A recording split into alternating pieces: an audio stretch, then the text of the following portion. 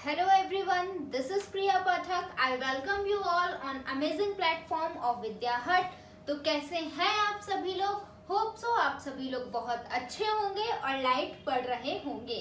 Last class में हमने हमारा लाइट रिफ्लेक्शन एंड रिफ्रैक्शन पढ़ना चालू किया था, जिसमें हमने इसकी बहुत सारी बातें जानी थी, चैप्टर के बारे में जाना था, इसमें हम क्या क्या पढ़ने वाले हैं, क्या चीजें देखने वाले हैं, लाइट क्या होती है, लाइट का डुअल नेचर क्या होता है, मीडियम, आपकी बहुत सारी बातें हमने लास्ट क्लास में कवर कर ली थी। वही बातों को और हम आगे लेके जाएंगे। लाइट की ही बातें हम आज के क्लास में और करेंगे और हम लाइट के फिनोमेनास को देखने वाले हैं। तो बिना टाइम को वेस्ट करें हम हमारे क्लास को बेटा स्टार्ट करते हैं। देखिए, हमने लास्ट क्लास में क्या देखा था, हमने ये टॉपिक्स देखे थे जो हम इस चैप्टर में कवर करने वाले हैं। मैंने आपको बताया था ये चैप्टर थोड़ा सा ज्यादा बड़ा है, जिसमें हम काफी सारी बातें नई नई सीखेंगे, काफी सारी बातें पढ़ेंगे। क्योंकि बेटा ये बड़ा इसलिए हो जाता है, हमें इसमें प्लेन मिरर भी पढ़ना है, हमें इसमें स्फेरिकल मिरर भी पढ़ना है, स्फेरिकल में भी हमें कॉनकेव भी पढ़ना है, कॉन्वेक्स भी पढ़ना है, फिर हमें लेंस भी पढ़ना है और लेंस में हमें कॉन्वेक्स लेंस भी पढ़ना है, कॉनकेव लेंस भी पढ़ना है। तो इतना करने के बाद ये चैप्टर थोड़ा सा आपका लेंदी हो जाता है। कोई बात नहीं है, पूरे चैप्टर को कवर करेंगे, एक एक चीज को समझते हुए कवर करेंगे, जल्दी में बिल्कुल भी आगे नहीं भागेंगे। आ जाइए, ये सभी बातें टॉपिक्स हमने लास्ट क्लास में देख लिए थे। हमने लाइट की बात करी थी। लाइट क्या है, जिसमें मैंने आपको बताया था एक फॉर्म ऑफ एनर्जी है जो कि स्ट्रेट लाइन से ट्रेवल करती है, इलेक्ट्रोमैग्नेटिक वेव है। सोर्सेस क्या होते हैं, जहां से लाइट आ रही है उन्हें हम सोर्स बुलाते हैं। अलग अलग सोर्सेस हो सकते हैं, luminous source, non luminous source, है ना। उसके बाद मीडियम की बातें करी थी, लाइट जहां प्रोपगेट कर रही है। मीडियम दो तीन तरह के हो सकते हैं, ट्रांसपेरेंट, ट्रांसल्यूसेंट एंड ओपेक। उसके बाद हमने रे एंड बीम की बातें करी थी, रे क्या होती है, बीम क्या होती है, ये सभी चीजें जान ली थी। देन हमने रिफ्लेक्शन ऑफ लाइट देखा था। उसके बाद हम कहाँ आ गए थे, उसके बाद हमने लॉस पढ़े थे। रिफ्लेक्शन ऑफ लाइट के 2 लॉस थे, हमने दोनों को ही पढ़ लिया था। फिर हमने प्लेन मिरर की बातें करी थी, प्लस प्लेन मिरर से जो इमेज बनती है उसके कैरेक्टरिस्टिक्स क्या होते हैं, हमने वो बातें भी लास्ट क्लास में कर ही ली थी। ठीक है बेटा, आज की क्लास में आ जाइए, शुरू करते हैं लेटरल इन्वर्जन पर। क्या होता है ये लेटरल इन्वर्जन? आइए जरा बिना टाइम को वेस्ट करे देखते हैं। आप सभी लोगों ने एम्बुलेंस देखी होगी, बिल्कुल देखी होगी। अब उस एम्बुलेंस पर जो एम्बुलेंस होता है ना बेटा जी, वो इस तरीके से उल्टा लिखा हुआ होता है। तो कभी आपने सोचा है कि ये एम्बुलेंस जो है ये उल्टा क्यों लिखा हुआ है? वो उल्टा इसलिए लिखा हुआ होता है ताकि उसके आगे जो भी आपकी कार, बसेस, ट्रक्स चल रहे हैं, उनके रेयर व्यू मिरर में ये जो एम्बुलेंस है ना, ये उन्हें सीधा दिखाई दे और वो पढ़ लें कि पीछे एम्बुलेंस जा रही है, भाई जगह खाली कर दीजिए, है ना, ताकि आपका क्या हो सके, ये आगे निकल सके। मैम ये उल्टा क्यों लिखा है? क्योंकि बेटा आपको पता है जो इमेज बनती है हमारे उसमें प्लेन मिरर में, वो तो आपकी कैसी बनती है, इरेक्ट बनती है। लेकिन वहीं अगर हम बात करें स्फेरिकल मिरर की, उसमें बेटा आपकी इमेज जो बनती है वो आपकी इन्वर्टेड बनती है, उल्टी बनती है। और आपकी जो लेफ्ट साइड है वो राइट दिखती है, जो राइट है वो लेफ्ट दिखती है। तो प्लेन में भी था, देखा था ना ये सभी बातें। इस वजह से यही होता है लेटरल इन्वर्जन, जिसमें जो आपकी लेफ्ट साइड है वो राइट साइड दिखती है, राइट साइड लेफ्ट साइड दिखती है। तो ये एम्बुलेंस उल्टा लिखने से यही मतलब हो जाता है और कुछ नहीं है, ताकि जो इमेज में इसकी इमेज दिखे ना, तो ये सीधा दिखे। अभी हमने उल्टा दिख दिया, हमारा प्रॉपर्टी है ये मिरर की कि वो उल्टा दिखाएगा, तो हम पहले ही कर देंगे। ठीक है, इसलिए ऐसा ये होता है। आइए जरा देखिए क्या लिखा हुआ है। Lateral inversion, the right side of the object appears left side of the image and vice versa. क्या होता है, जो राइट साइड होती है वो लेफ्ट दिखती है, जो लेफ्ट होती है वो राइट दिखती है। इसी को हम क्या बुलाते हैं, लेटरल इन्वर्जन बुलाते हैं। छोटी सी बात है, छोटा सा ही पढ़ेंगे। उसके बाद आ जाइए एप्लीकेशन। एप्लीकेशन क्या होते हैं इस लेटरल इन्वर्जन की? The word ambulance is written in reverse direction।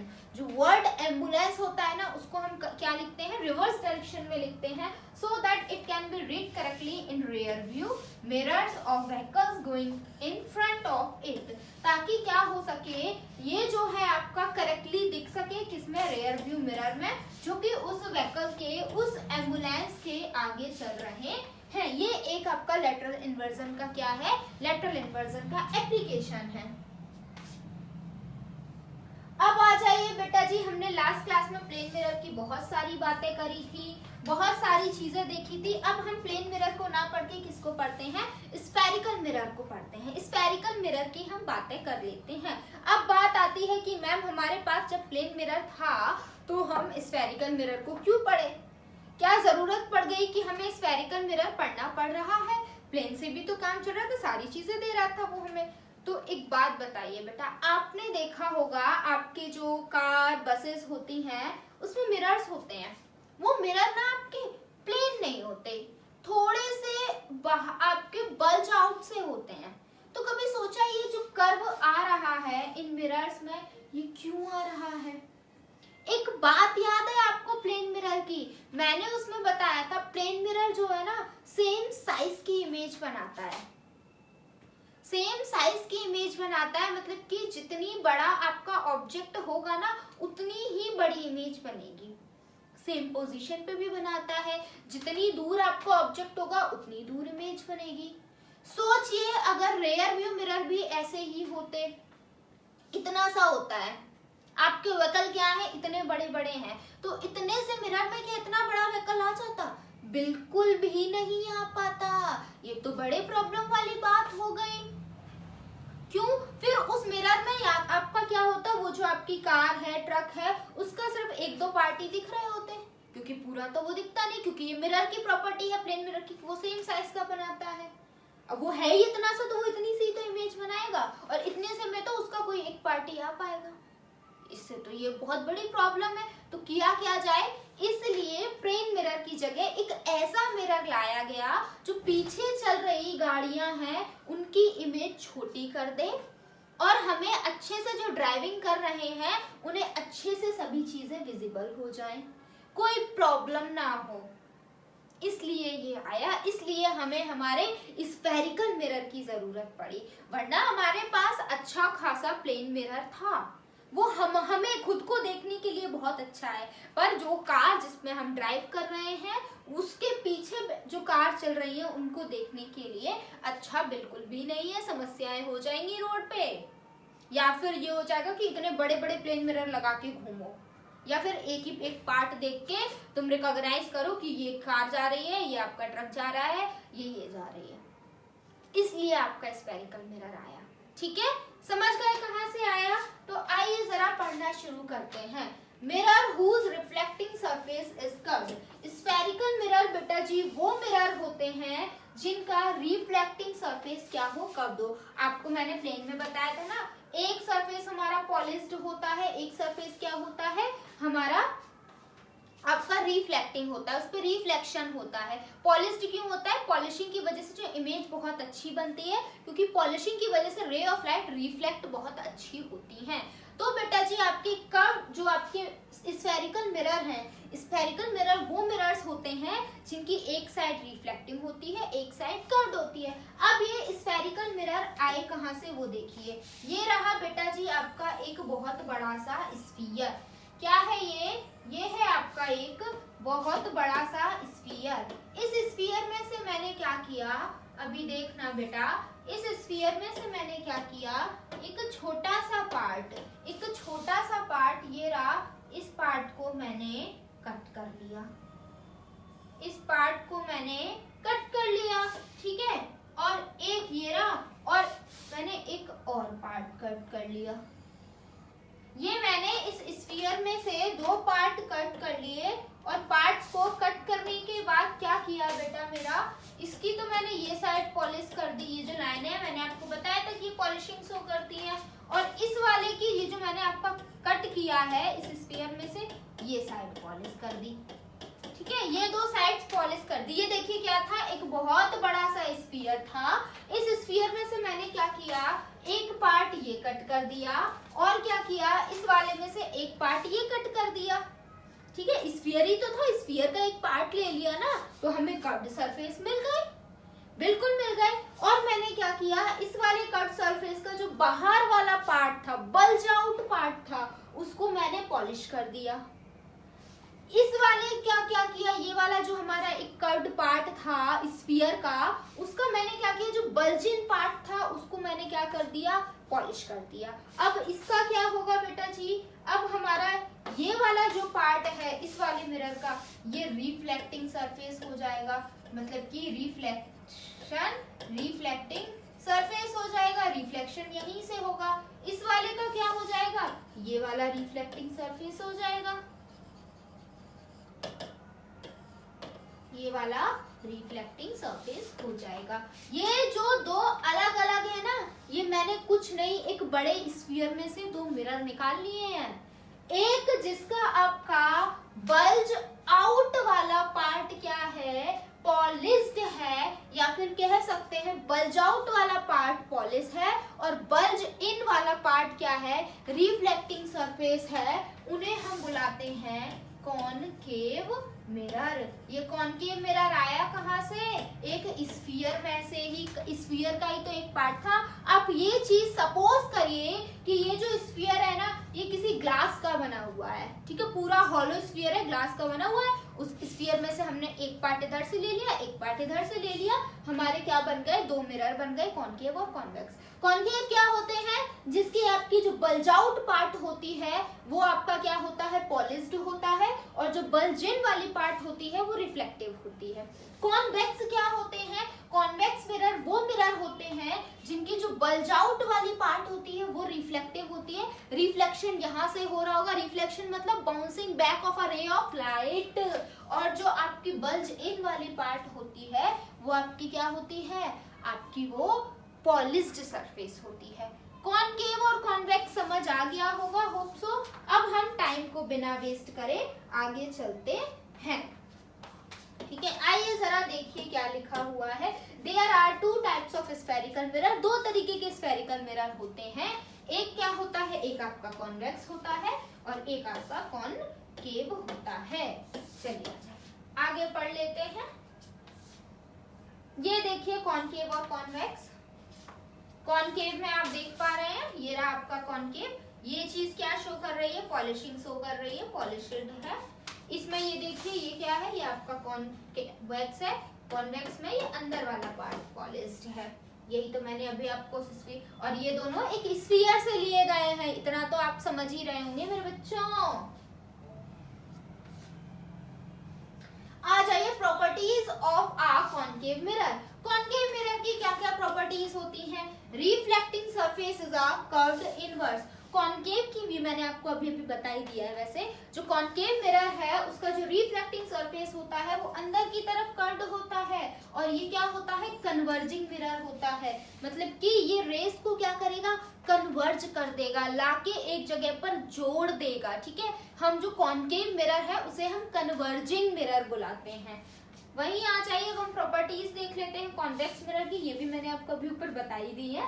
Properties of a convex mirror, reflecting surface is curved outward. जो रिफ्लेक्टिंग सरफेस होता है वो बाहर की तरफ कर्व्ड होता है, इसको डाइवर्जिंग मिरर बुलाते हैं। मतलब कि रेस जो इससे आएंगी ना, ये बाहर की तरफ डाइवर्ज हो जाएंगी, इधर उधर आपकी पूरे में ये फैल जाने वाली हैं। देखिए बेटा, ये आपकी ये रही इमेज, ये आप देख पा रहे होंगे। ये क्या है, ये आपका कॉनकेव है। क्या है बेटा मेरा, ये कॉनकेव है। ये देखिए ये कॉनकेव मिरर है, ये इसका रिफ्लेक्टिंग सरफेस है ना। ये आपकी एक ये लाइन, इसको प्रिंसिपल एक्सिस बुलाते हैं, अभी हम इसकी बात करेंगे। इसके पैरेलल एक लाइन आई, वो क्या होगी, ऐसे फोकस से पास होगी। एक और लाइन आई, वो भी क्या होगी, रिफ्लेक्शन के बाद ऐसे पास हो जाएगी। ये आपकी इंसिडेंट रे हैं जिनकी बात हमने कर ली है।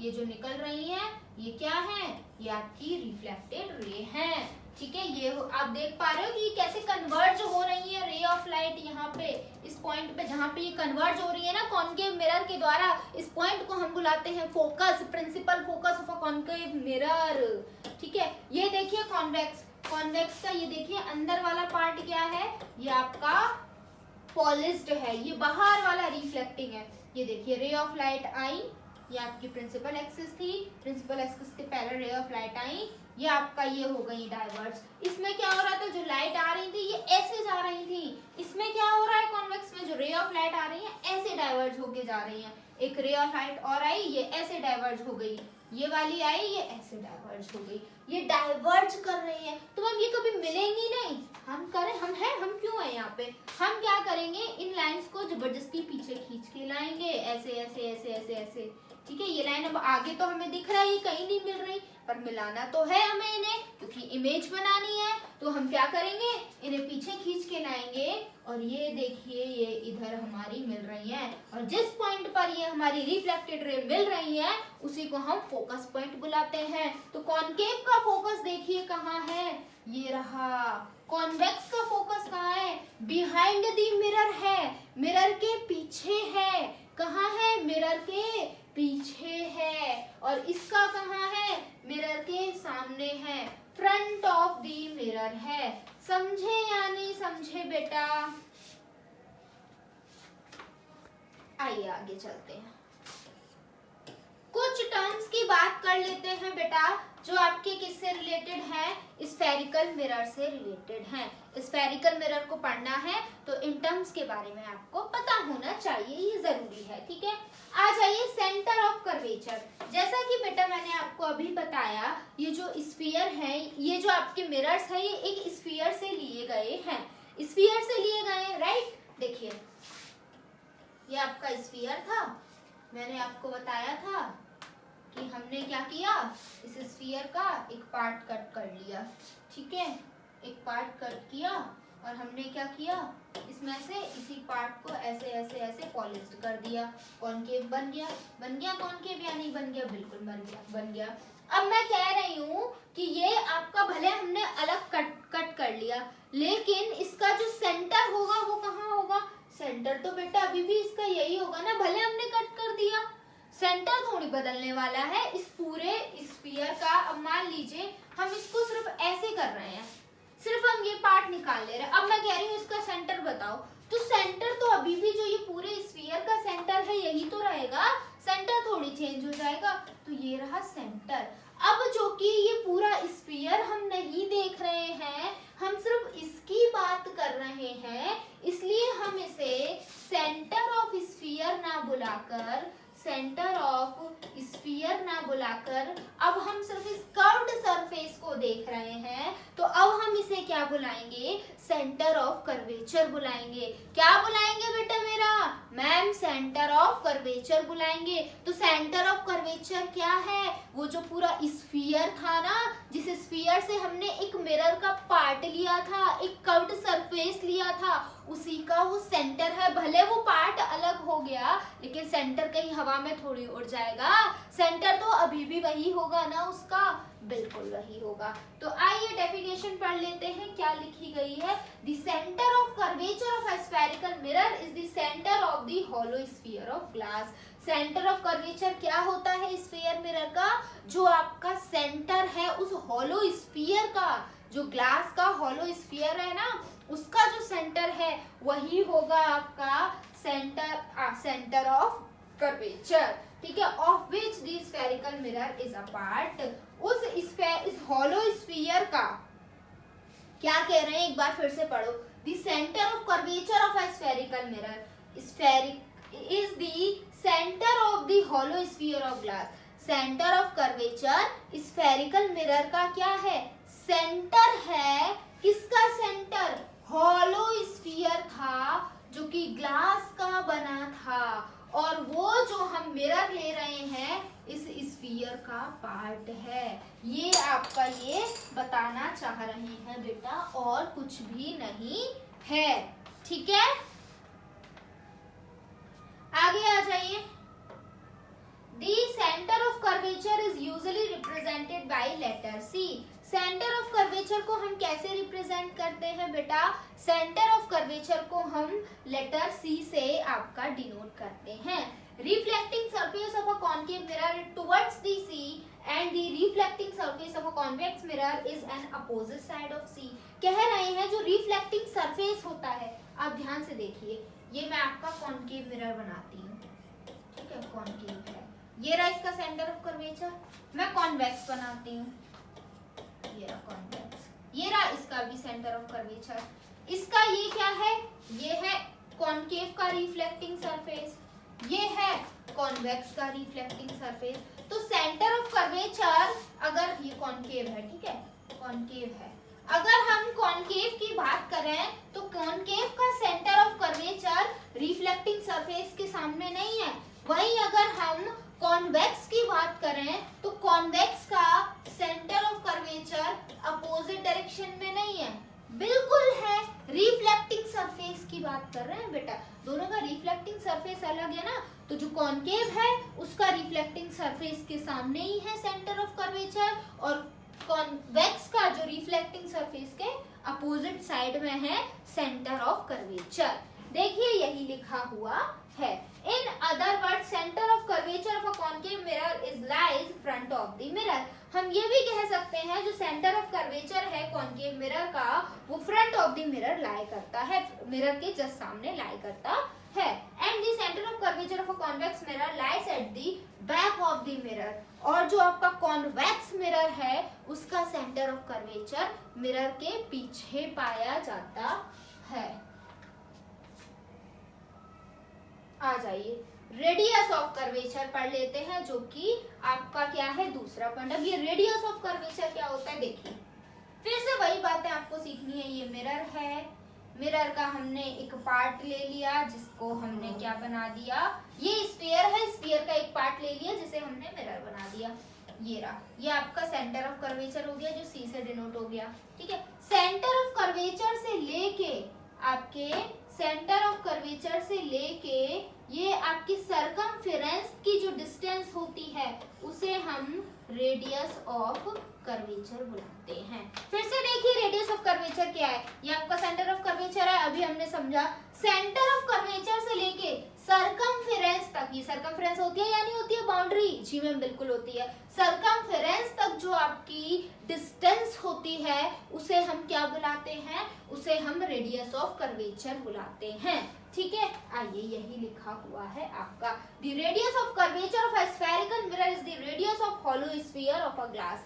क्या है आपका जो रेडियस ऑफ कर्वेचर है एक स्फेरिकल मिरर का, वो रेडियस है आपके किसका, हॉलो स्फीयर का, which spherical mirror is a part. और बार बार यही बोल रहे हैं, उस हॉलो स्फीयर का ही आपका स्फेरिकल मिरर क्या रहा है, पार्ट रहा है। The radius of curvature is usually represented by letter are.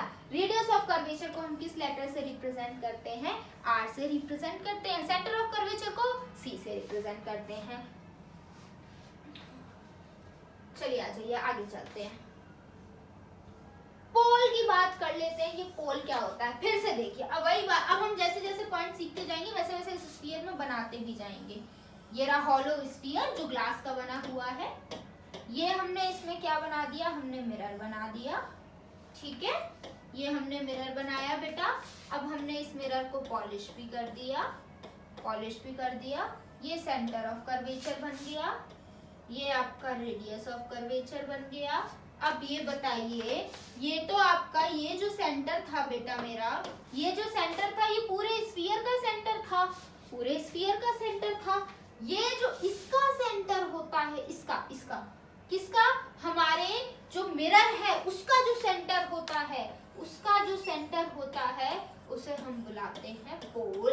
पोल क्या है, ये जो सेंटर था सेंटर ऑफ कर्वेचर, ये पूरे स्फीयर का सेंटर था, मिरर जिसका पार्ट था। लेकिन पोल क्या है, पोल हमारे मिरर का सेंटर है, पोल क्या है, हमारे मिरर का सेंटर है। आओ जरा देखते हैं, the pole of a spherical mirror is the centre of the mirror. क्या है, सेंटर ऑफ द मिरर है and not the centre of the sphere. जो पोल है वो सिर्फ और सिर्फ मिरर का ही सेंटर है, स्फीयर का सेंटर नहीं है। स्फीयर का सेंटर तो सेंटर ऑफ कर्वेचर है।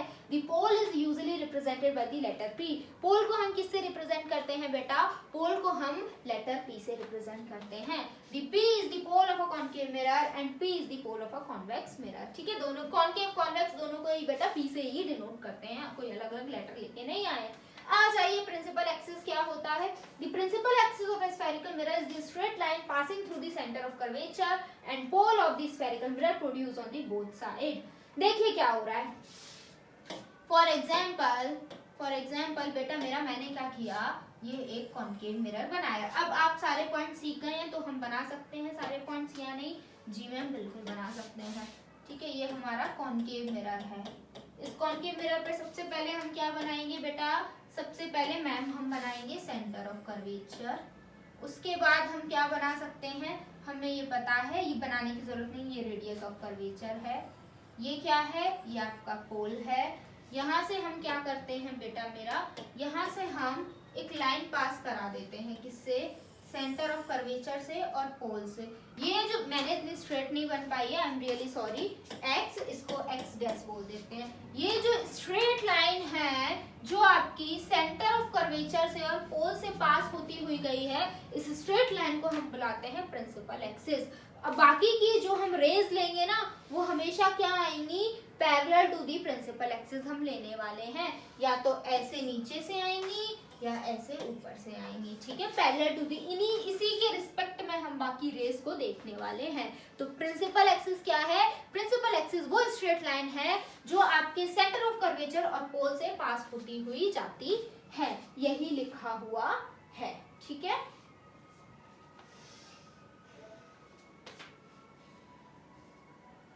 फोकस। बेटा जी अगर हम फोकस की बात करें तो फोकस, जैसे कि मैंने आपको अभी बताया कि एक मैं थोड़ा सा आपको पीछे ले जाना चाहूंगी, थोड़ा सा पीछे लेके जाऊंगी। ये इमेज देखिए, इसमें मैंने आपको ये, अब आप इसमें बहुत अच्छे से चीजें समझ सकते हैं। क्या समझ सकते हैं? ये देखिए, ये आपका कॉन्केव मिरर है, ये आपकी प्रिंसिपल एक्सिस है, ये आपका सेंटर ऑफ कर्वेचर, ये पोल। ठीक है, अब मैंने क्या बताया था? प्रिंसिपल एक्सिस के रिस्पेक्ट में ही और रेज आएंगी। ठीक है, ये एक ऑब्जेक्ट रखा हुआ है, इस ऑब्जेक्ट से क्या हुआ? आपकी एक रे आई। ठीक है, इसी ऑब्जेक्ट से एक और रे आई। अब ये रे आई है तो ये आपकी रिफ्लेक्ट बैक भी होंगी, तो क्या होगा? ये लो भाई, ये रिफ्लेक्ट बैक हो गई। ये रे आई, ये आपकी रिफ्लेक्ट बैक हो गई। तो आप देख पा रहे हो ना, अभी हमें ये नहीं पता ये क्या है। आपकी ये जो रे है रिफ्लेक्ट हो रही है। चलिए एक और रे आई इस ऑब्जेक्ट से, ये आई, लो ये भी रिफ्लेक्ट बैक हो गई। एक ये रे आई, एरो बनाना बहुत ज्यादा जरूरी है बेटा। एक ये रे आई, ये भी रिफ्लेक्ट बैक हो गई। आपने देखा सभी रिफ्लेक्ट बैक हो रही है, जो कि मैंने बताया कॉन्केव मिरर कन्वर्जिंग मिरर होता है, तो ये हमेशा रेस को कन्वर्ज करेगा। तो कन्वर्ज करने के बाद ये जो रेज है ना बेटा, ये किसी एक जगह पर मीट कर रही है, किसी एक जगह पर मीट कर रही हैं, उसी को हम क्या बुला रहे हैं? उसी को हम फोकस बुला रहे हैं। और फोकस बेटा कॉन्केव का अलग होता है, कॉन्वेक्स का अलग होता है। देखो ये आपका जो कि कॉन्केव क्या था, एक कन्वर्जिंग मिरर था, तो इसने रेज ऑफ लाइट को क्या किया? कन्वर्ज किया। तो ये कहाँ बना? यहाँ मिल गया हमें इसका फोकस। वहीं आ जाइए आपका कॉन्वेक्स मिरर पे। कॉन्वेक्स देखिए, ये रहा कॉन्वेक्स मिरर, तो इसकी अंदर वाली साइड क्या होगी? पॉलिश्ड होगी।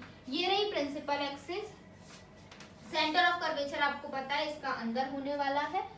ठीक है, पीछे की साइड होगा पोल, ये रहा। ठीक है, अब जो और रेज आएंगी वो ऐसे आएंगी parallel to the principal axis, जो कि ये क्या है? जो कि ये आपका कॉन्वेक्स मिरर है, तो ये रेज को कन्वर्ज तो नहीं करेगा, ये क्या करेगा? डाइवर्ज करेगा। तो लो ये चली गई, ये रेज आई, ये चली गई, ये एक और इंसिडेंट रे आई, ये चली गई, ये एक और आई, ये चली गई। मैम ये तो कहीं मीट ही नहीं कर रही, आपने तो बोला था मीट करेंगी, उस पॉइंट को फोकस बुलाते हैं। तो अब ये कॉन्वेक्स का फोकस कैसे निकाला जाए? तो आइए जरा, ये जो रिफ्लेक्टेड रे हैं हम इन्हें जबरदस्ती पीछे खींच लेते हैं।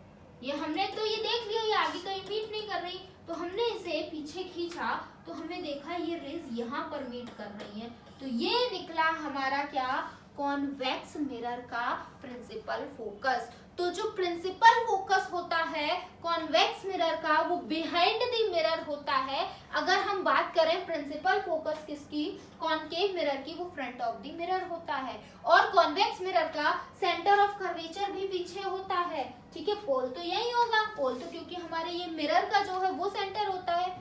समझ गए? फोकस दोनों का समझना जरूरी था क्योंकि दोनों का अलग अलग होता है। फोकस क्या होता है? आई थिंक सो आप लोग समझ गए होंगे। रिफ्लेक्शन होने के बाद ये लाइनें जिस पॉइंट पर मीट कर रही हैं, रिफ्लेक्टेड रे जिस पॉइंट पर मीट कर रही है उसे हम बुलाते हैं प्रिंसिपल फोकस।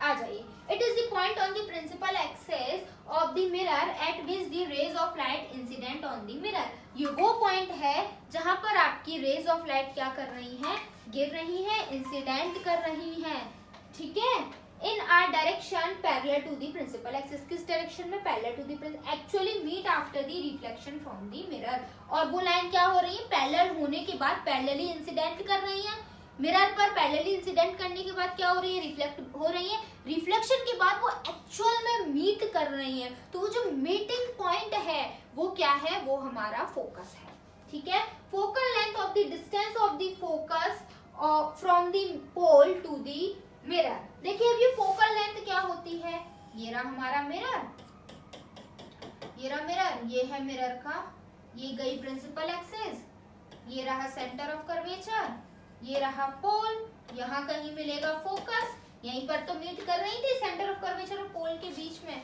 तो ये वाली जो डिस्टेंस होती है बेटा, ये वाली डिस्टेंस फोकस से लेके पोल तक की जो डिस्टेंस होती है इसे हम क्या बुलाते हैं, इसे हम बुलाते हैं फोकल लेंथ। क्या बुलाते हैं, फोकल लेंथ बुलाते हैं। समझे या नहीं समझे, होप सो आप लोग समझ गए होंगे, ठीक है। ये क्या है, ये आपकी फोकल लेंथ है। और आपका ये वाली जो है ना बेटा, ये वाली पूरे मिरर का जो डायामीटर होता है इसे बेटा हम बुलाते हैं अपर्चर, ठीक है। क्या बुलाते हैं, अपर्चर। अपर्चर क्या है, डायामीटर ऑफ द मिरर है। अपर्चर क्या है, डायामीटर ऑफ द मिरर है और कुछ नहीं है। चलिए आ जाइए आगे चलते हैं, रूल्स पढ़ लेते हैं। अब जब हमने स्फेरिकल मिरर जान लिया क्या होता है, कौन कौन सा होता है, कॉनकेव कॉन्वेक्स जान लिया क्या होता है, और हमने देख लिया कुछ इंपॉर्टेंट टर्म्स जो कि पॉइंट्स हमारे कॉनकेव और कॉन्वेक्स मिरर पर पाए जाते हैं। तो अब हम ये जो आपकी रेज आ रही है, मैं आपके डायग्राम्स दिखा रही हूँ, मैम आप कैसे बना रही है हमें भी तो बताइए। तो आइए जरा आपको भी बताते हैं, ये रेज ऐसे ही रिफ्लेक्शन नहीं शो करती है, ये कुछ रूल्स को फॉलो करती है। तो वो रूल्स भी मैं आपको बता देती हूँ क्या होते हैं। फर्स्ट रूल देखिए क्या कह रहा है, A ray parallel to the principal axis after reflection will pass through the principal focus in case of a concave mirror or appear to diverge from the principal focus in case of a convex mirror। देखिए बेटा, आपको इतना पढ़ के एक बात समझ आई कि इमेज आपकी कहाँ बनेगी, जहाँ दो रिफ्लेक्टेड लाइट मीट कर रही हैं। इमेज कहाँ फॉर्म्ड होगी, जैसे कि मान लीजिए आपका ये मिरर है, ये मिरर है, कॉनकेव मिरर है, ये आपका प्रिंसिपल फोकस है, ये आपका क्या रखा हुआ है, ऑब्जेक्ट रखा हुआ है, ठीक है। ये प्रिंसिपल लाइन है, ये सेंटर ऑफ कर्वेचर है, ये पोल है, ठीक है।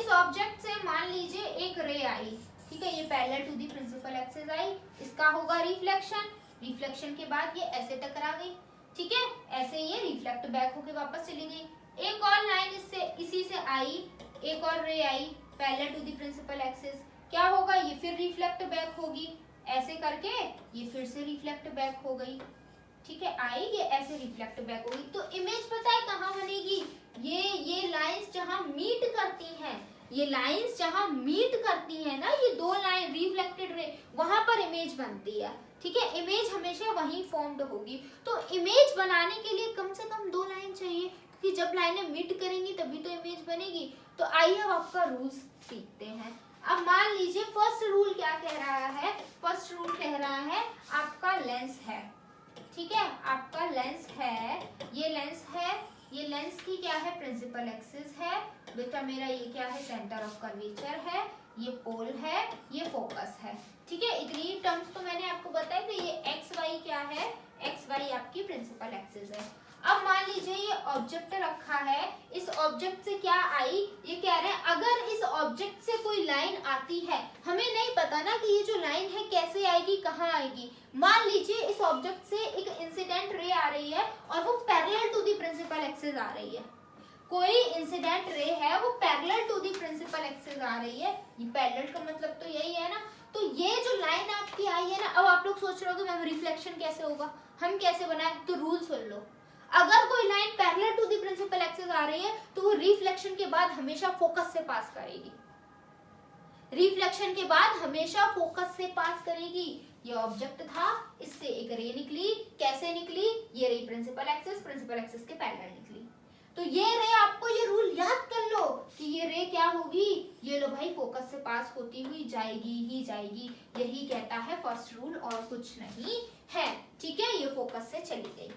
कॉनकेव कॉन्वेक्स दोनों के ही केस में बिल्कुल सेम है, कुछ अलग अलग नहीं है, दोनों के में ही ये फोकस से पास होती हुई दिखाई देगी। अब मैम कॉन्वेक्स में कैसे, लो बेटा मेरा कॉन्वेक्स बना दे।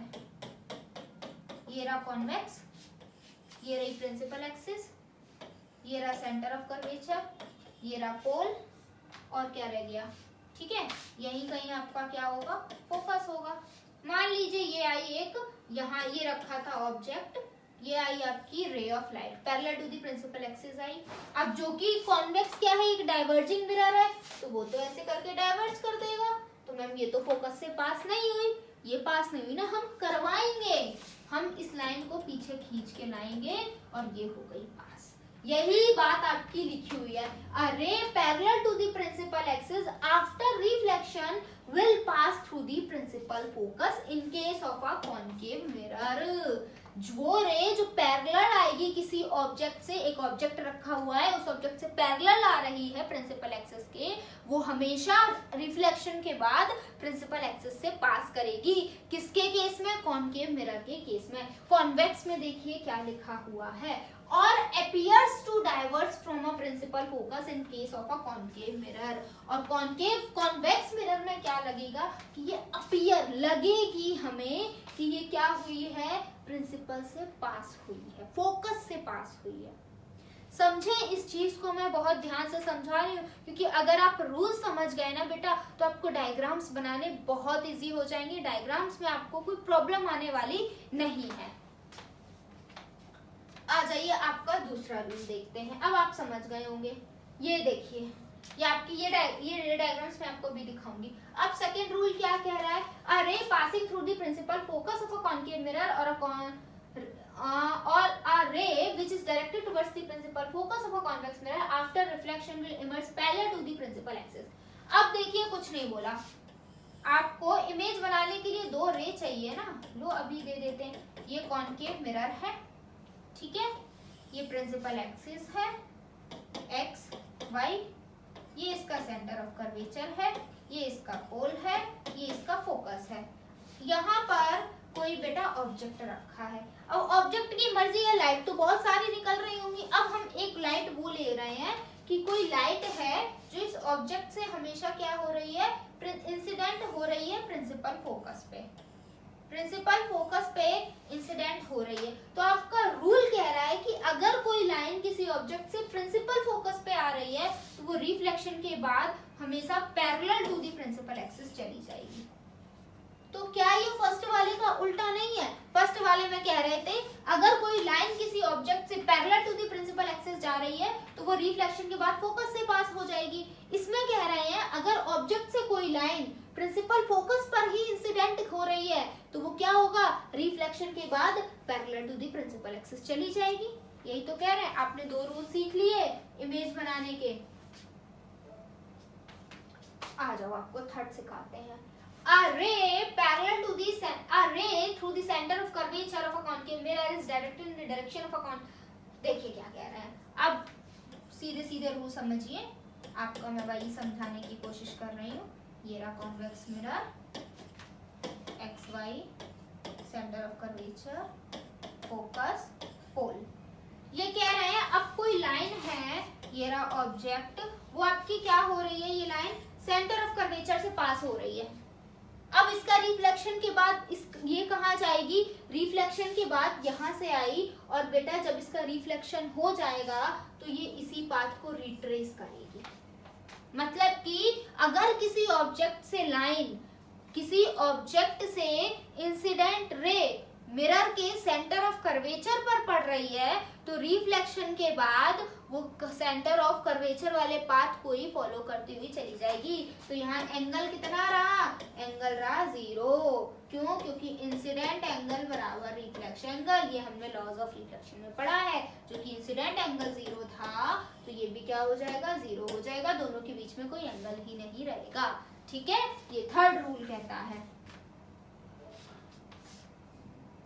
a ray incident obliquely on the principal axis towards the pole on the concave mirror of a convex mirror reflected। क्या कह रहे हैं, अगर कोई लाइन आपकी ऑब्लिकली आती है, कहीं से भी आती है, तो वो रिफ्लेक्शन के बाद कहीं भी जाएगी। अब ये जो बात है मैं आपको 4 रूल बताए ना, उनकी इमेज दिखा देती हूँ। देखिए बेटा, फर्स्ट वाले में क्या हो रहा है, ये कॉन्केव है, ये प्रिंसिपल एक्सिस है, ये प्रिंसिपल एक्सिस के सारे पॉइंट। ठीक है, एक यहाँ कोई ऑब्जेक्ट रखा होगा, उससे एक लाइन आई parallel to the principal axis. First rule क्या कहता है, अगर ऑब्जेक्ट से कोई line parallel to the principal axis आ रही है तो वो रिफ्लेक्शन के बाद कहाँ जाएगी, फोकस से पास करेगी, लो कर गई पास। सेकेंड रूल क्या कहता है कि आपकी अगर प्रिंसिपल एक्सिस के कोई लाइन है, यहाँ पे ऑब्जेक्ट है, इस ऑब्जेक्ट से क्या हो रहा है, इंसिडेंट रे आ रही है, कहाँ पे पास कर रही है, मिरर के, बेटा जी ये फोकस पे गिर रही है। अब ये रिफ्लेक्शन के बाद कहाँ जाएगी, तो रूल कहता है कि ये लाइन रिफ्लेक्शन के बाद कहाँ जाएगी, parallel to the principal axis चली जाएगी। थर्ड रूल क्या कहता है, यहाँ पर कोई ऑब्जेक्ट रखा होगा बेटा मेरा, इस ऑब्जेक्ट से क्या आ रही है, एक रे आ रही है, इंसिडेंट कर रही है, कहाँ कर रही है, मिरर के सेंटर ऑफ कर्वेचर पर कर रही है। ले लो, मिरर के सेंटर ऑफ कर्वेचर पर कर दिया हमने इंसिडेंट। अब ये कहाँ जाएगी रिफ्लेक्शन के बाद, ये रूल कहता है अगर कोई लाइन सेंटर ऑफ कर्वेचर पर पड़ रही है तो रिफ्लेक्शन के बाद भी वो सेंटर ऑफ कर्वेचर से पार होती हुई चली जाएगी।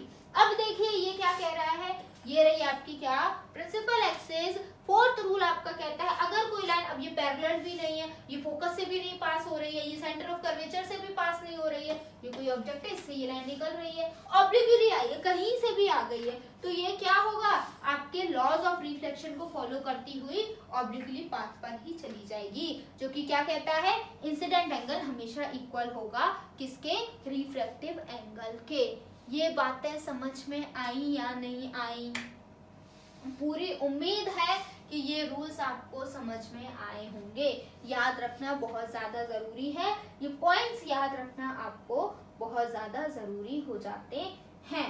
आज की क्लास को हम यहीं तक रखते हैं, जिसमें हमने क्या क्या देखा, जिसमें हमने लेटरल इन्वर्जन पढ़ा, जिसमें हमने जाना कौन स्फेरिकल मिरर क्या होते हैं, स्फेरिकल मिरर कहाँ से लिए गए हैं, एक स्फीयर से लिए गए हैं। स्फेरिकल मिरर कितने होते हैं, 2 होते हैं, कॉनकेव कॉन्वेक्स। कॉनकेव कौन से होते हैं, जिनका बेटा जी बल्ज इन वाला पार्ट रिफ्लेक्टिंग सरफेस होता है, और कॉन्वेक्स वो होते हैं जिनका बल्ज आउट वाला पार्ट रिफ्लेक्टिंग सरफेस होता है। फिर हमने दोनों की यही प्रॉपर्टीज पढ़ी।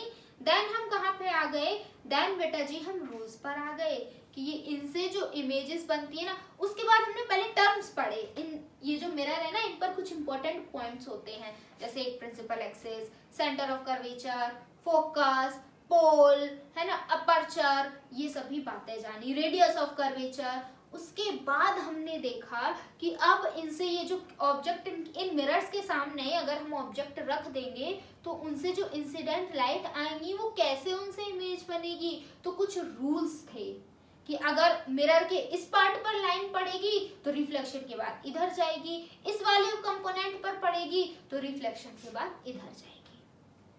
इतना हमने आज के क्लास में देखा। नेक्स्ट लेक्चर में क्या देखेंगे बेटा जी, हम अलग, ये मिरर हमने पढ़ लिया, मिरर के कंपोनेंट्स पढ़ लिए, रूल्स पढ़ लिए। अब हम क्या करेंगे, ये जो ऑब्जेक्ट है ना, इसको अलग अलग पोजीशन पर रखेंगे। एक बार हम इंफिनिटी पे रख देंगे, एक बार हम पोल पर लाके रख देंगे, हम सेंटर ऑफ कर्वेचर पर रख देंगे मिरर के। फिर देखेंगे इमेज कहाँ कहाँ बनती है, क्या ऑब्जेक्ट की पोजीशन चेंज करने से इमेज की पोजीशन चेंज हो रही है, और हो रही है तो कैसे हो रही है, और ये इमेजेस कैसे बन रही हैं। ये सभी बातें लास्ट क्लास में हम लोग, नेक्स्ट क्लास में हम लोग जानने वाले हैं। तो आज के लेक्चर को हम यहीं पे ओवर करते हैं। Till then keep learning and keep practising. Thank you for watching me. जय हिंद।